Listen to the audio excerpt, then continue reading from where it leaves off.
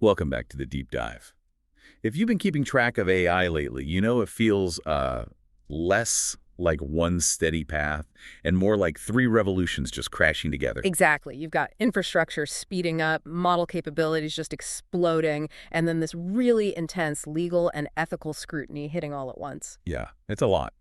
And that kind of chaotic convergence is what our sources really capture today. That's right. So our mission here is to give you the shortcut, really. We're going to synthesize the most critical, the real needle-moving developments across hardware, software, security, the whole global legal picture. And the pace is just relentless. I mean, look at this snapshot. Hugging Face. They logged 1 million new open source repos in just 90 days. 1 million in 90 days. It's almost impossible to actually grasp that kind of speed. Right. And then on the enterprise side, Nvidia became the first $4 trillion public company. It just cements that idea, Compute is the new global currency. Absolutely. And when you look at those kinds of numbers, you really have to start with the global compute battle, because that's what determines, well, long-term control over this whole field. Okay, let's unpack that a bit. We're seeing these huge multi-billion-dollar infrastructure deals, sure, but the underlying dynamics, that's what seems to have shifted. How so? Well, historically, right, the big AI labs, they bought their chips through the massive cloud providers. But our sources are highlighting this huge shift. OpenAI is now buying Nvidia chips directly for their own dedicated data centers. Yeah, and what's fascinating there, it's not just about maybe saving some money. It signals this really deep desire by these big foundation model labs to completely decouple. Decouple from the cloud provider. Exactly. The ones who used to be their gatekeepers, essentially. Right. They want total control over optimization, latency, scale, everything. And that push for independence, well, it's creating these massive openings for competitors, isn't it? Like AMD. Oh, absolutely. AMD has now locked in a multi-year, multi-billion-dollar GPU deal with OpenAI. And this isn't some small side purchase, right? Not at all. We're talking OpenAI investing tens of billions, billions with a B, in AMD chips for 5 brand new U.S. data center campuses. Wow. Okay, so AMD is really positioning itself as, well, the alternative to Nvidia at that kind of scale. The only true alternative, arguably, right now. So yeah, the infrastructure arms race is definitely on. But speed isn't only about the silicon, is it? It's also about fixing the software bottlenecks. Exactly. Take CoreWeave. They really surged after rolling out Serverless RL. Right, which basically removes all that painful GPU setup friction you usually get with large-scale agent training. So speeding up the developer workflow, that's just as critical as having the physical chips. Precisely. And this leads to another kind of huge structural shift we're seeing in the core toolchain itself, Python 3.14. Ah, the no-GIL interpreter stabilization. Exactly. The free-threaded no-GIL interpreter, that is massive. Overnight, AI workloads that rely heavily on multi-threading, think complex data prep or inference serving, they're going to see a significant performance boost. And Paudantic shipped same-day support. Shows how fast things move. It really does. The whole ecosystem has to be that responsive now. And if we connect this back to the bigger picture, this huge AI demand, it's actually driving investment in basic utilities. Base power, raising $1 billion just to rebuild grid infrastructure. Yeah, just to handle the load. And globally, the geopolitical strategy is just intense. You see OpenAI joining Canada's push for a sovereign AI ecosystem. Right. Nations want direct control over their own tech destiny now. And the international expansion is relentless too. Both Anthropic and OpenAI, they're planning offices in India by 2026. So India isn't just a market anymore. It's becoming a critical global AI development hub. Yeah. A battleground, really. Exactly.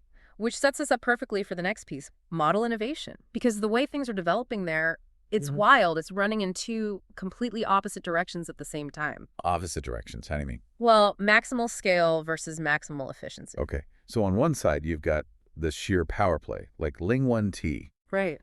The open source Ling-1T, a trillion parameter reasoner.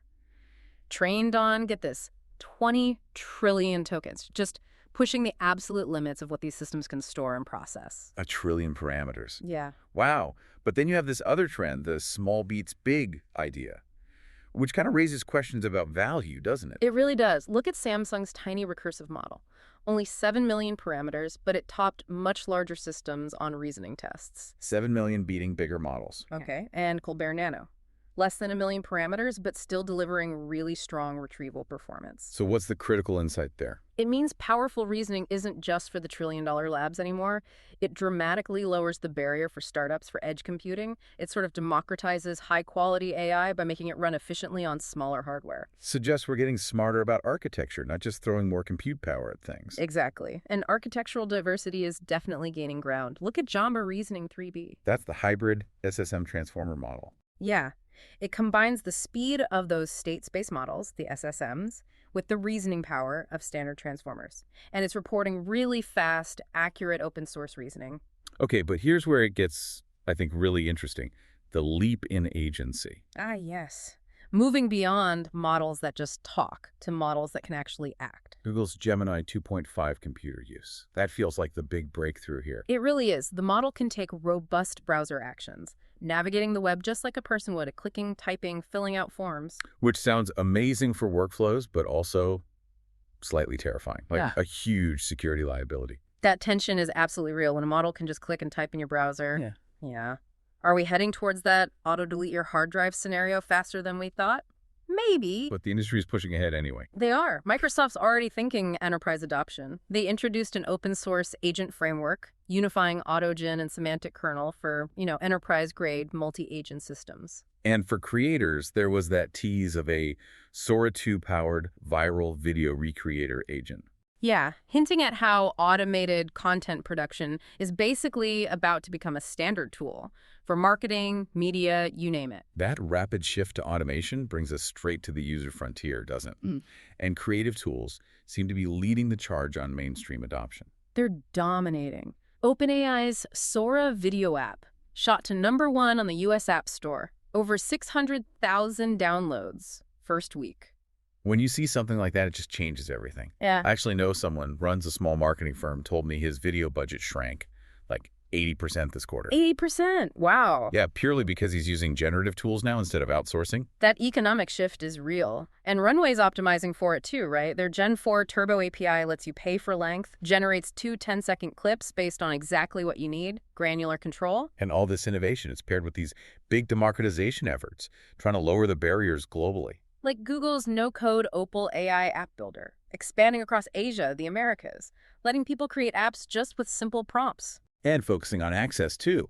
Google's offering its Gemini 2.5 Pro Suite free to university students in 6 African countries. Right, trying to boost tech skills and development there, a really important move. OpenAI is pushing democratization hard, too. DevDay unveiled tools like AgentKit, more accessible APIs. All designed to make it easier, maybe even trivial, for developers and startups everywhere to build complex AI stuff. And we're seeing the mainstream impact just ripple out. That anecdote about Cristiano Ronaldo using Perplexity AI for an award speech Shows that high-profile adoption, yeah. And Google's AI mode, or search mode, rolling out to over 200 markets, 36 languages, that fundamentally changes how a massive chunk of the planet just looks for basic information. And it's not just celebrities or basic search. AI is doing heavy lifting in really specialized critical government functions, too. The USPTO. Ah, the Patent Office pilot. Using an AI tool to enhance patent searches, detect prior art earlier in up to 1,600 applications. That's a huge efficiency gain for a really crucial legal process. But for every acceleration, there's a matching risk, isn't there? Which brings us to our final segment. The critical headwinds. The legal battles. The urgent cybersecurity threats. These are defining the future guardrails. And the legal clashes are, well, landmark. Disney, Universal Studios suing Midjourney, alleging widespread copyright infringement over generating iconic characters. That case is absolutely precedent-setting. It's going to fundamentally reshape how generative AI sources and uses training data, period. The ripple effect is huge, and it's already hitting the finances, right? OpenAI shifted to that opt-in copyright model after the Sora backlash. But it didn't really solve the core financial risk. Now insurers are basically refusing to write policies for firms like OpenAI and Anthropic. Refusing? Why? They're terrified they might be on the hook for billions if, say, Disney wins that Midjourney suit. So the risk isn't just legal anymore, it's potentially existential if these companies can't get comprehensive insurance. Wow, okay.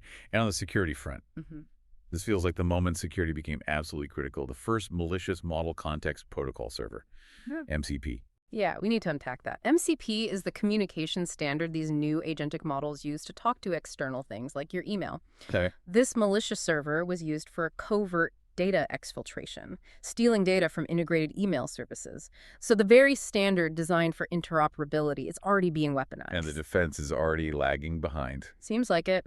We also saw that critical remote code execution flaw in Figma's MCP server required an urgent patch.